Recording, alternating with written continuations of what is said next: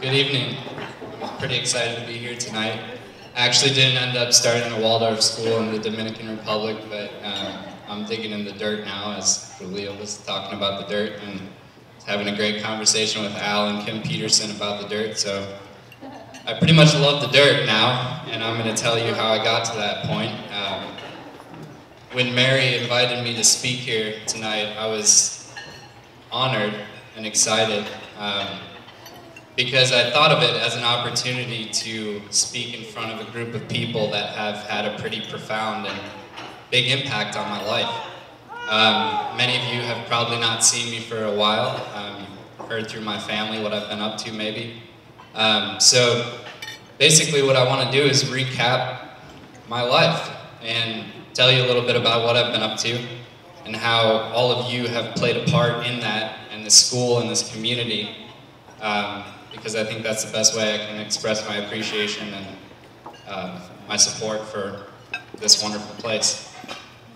So it started with my parents moving here, relocating here to Viroqua. They found the Waldorf school, as many families do, and they had been traveling around the United States, going to Seattle, going to Boulder, Colorado, looking at different Waldorf schools, hoping to find one that suited their needs and their desires.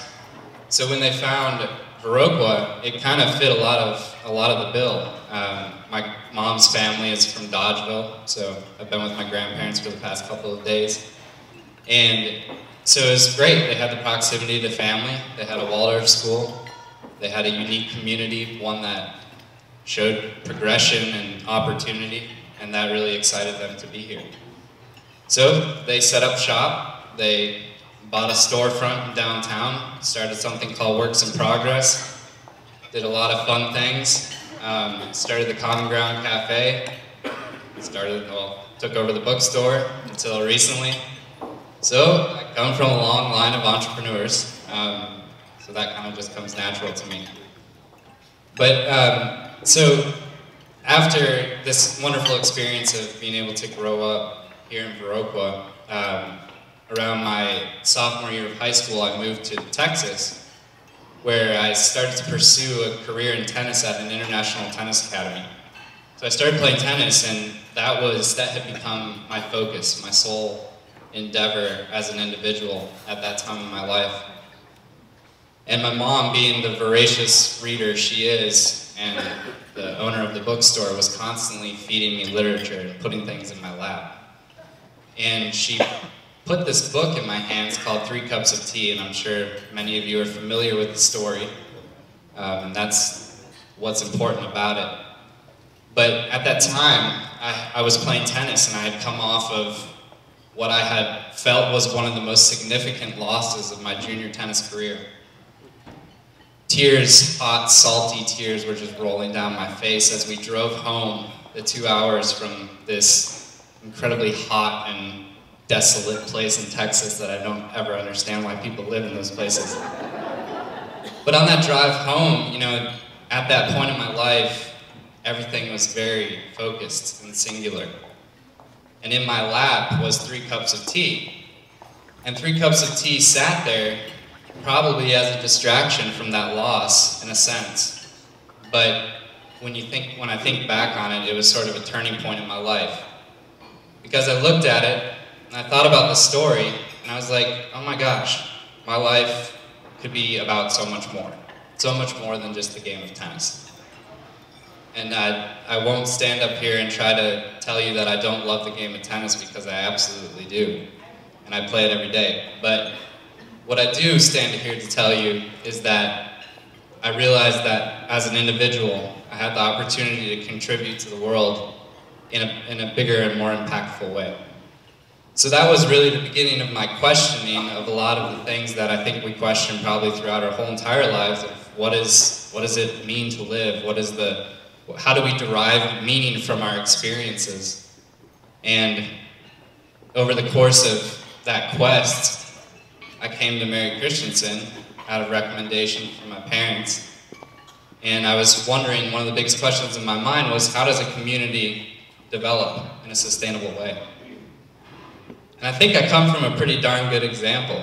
I mean, it's pretty awesome to have the land that surrounds, that we stand on and that surrounds this community and invites us all into this really beautiful place. So here I am learning about what it is to exist in a sustainable community, and I asked Mary, how does that work? And Mary said, well, let's have a conversation about education. And that just sent me down this path of asking more and more questions, and I don't think there are ever definitive answers, but there's just more opportunities for questions.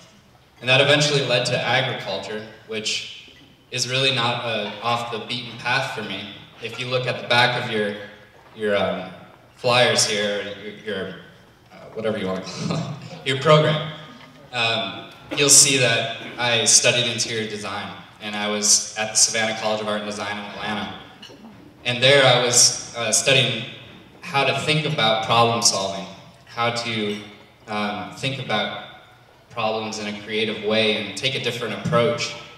And I was reading people like John Ruskin and learning about how the liveness and deadness of man is built up by its architecture and its built environment.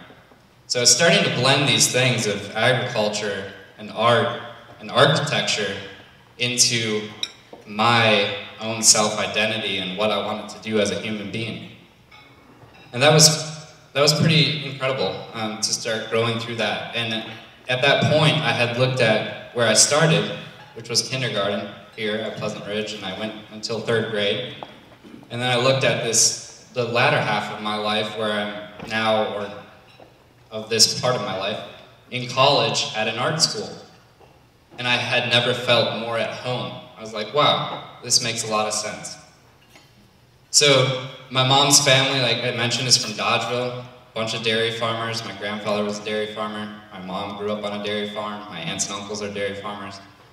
So to get to agriculture through these conversations with Mary wasn't really too far off the beaten path. And she said, well, David, most communities need a sustainable food system to be able to truly exist and start to develop things like government and governance and public health and infrastructure and all of these things. And I had been traveling throughout the world seeing communities and seeing what works and what doesn't work and taking the tour of a Westerner, I guess. So when I got to agriculture, Mary mentioned something to me. She said, David, I think you need to check out the project Growing Power in Milwaukee, Wisconsin.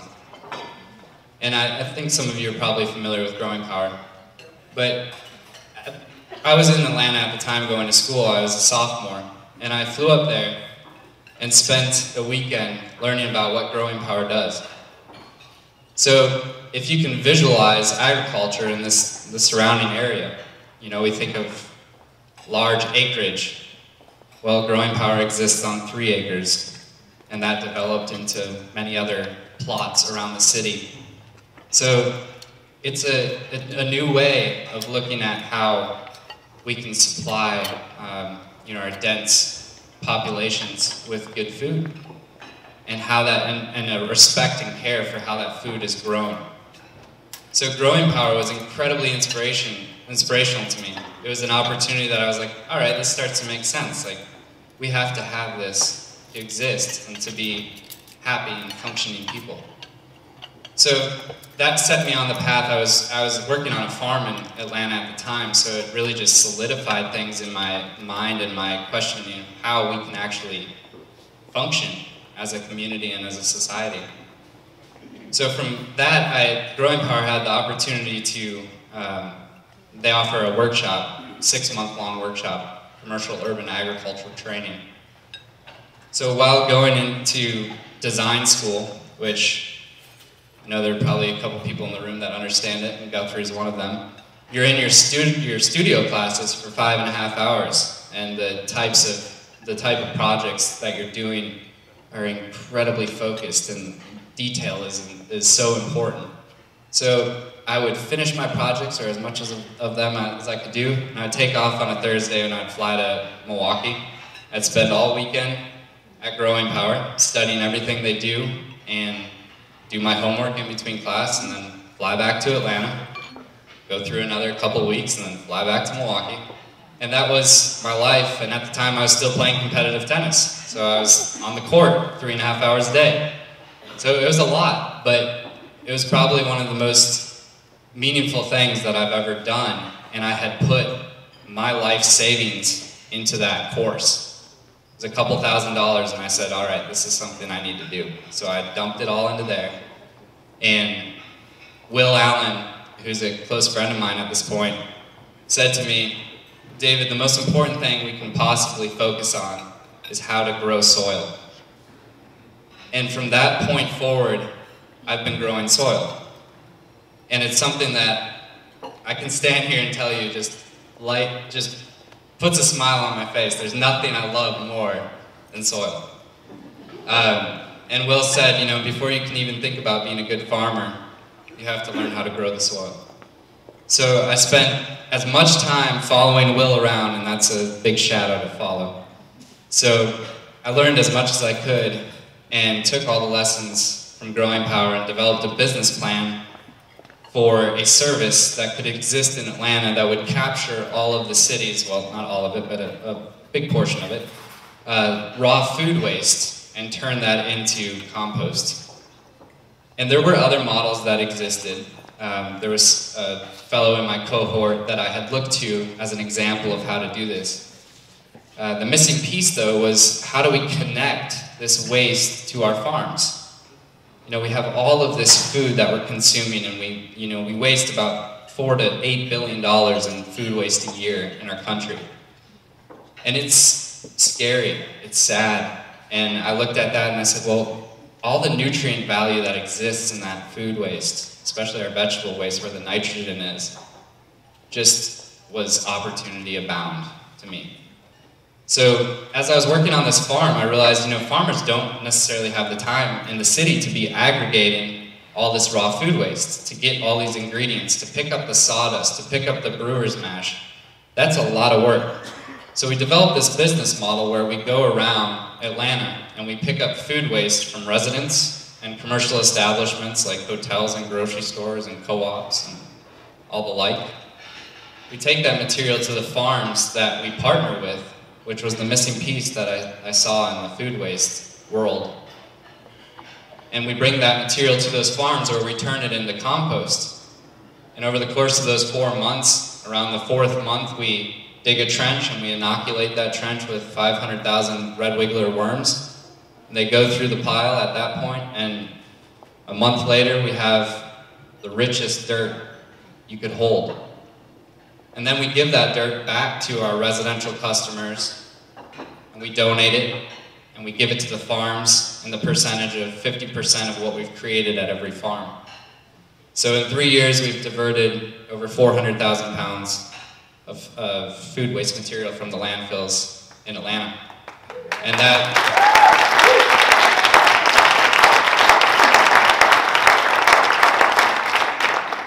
so I appreciate the applause, but that's a small, small bit of the total amount that exists. So we got a lot of work to do. But it's also important to celebrate the small things. So now we're at the point where we're establishing more farm partnerships. And this year we hope to add another 7 to 10 farm partners. These farms generally range from an acre vegetable farm to up to 20 acres. And it's a pretty incredible process to be working alongside the farmer and understanding what they like, you know, particle size, how many worms, things like that. Just like the whole thing of how they use this material for starting their plants and what they like to mix into that. There's a bunch of stuff that goes along with that that is a pretty special part of what we do. So another aspect of what I do is I help people think about how they can start social enterprises that might have an impact in their community similarly or even better than what Compost Wheels does, which is the name of my organization. And Mary said, David, we've had this idea kicking around for the Flower Basket project, or for the Flower Basket site. And when she said that, I had this flashback to when my mom would, you know, drag me down. I don't know if it was dragging, but I went down to the flower basket when I was little is what I'm trying to say.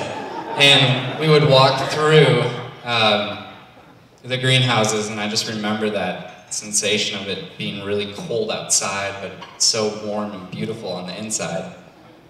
And so when Mary said the flower basket, I was like, oh my God, what an opportunity.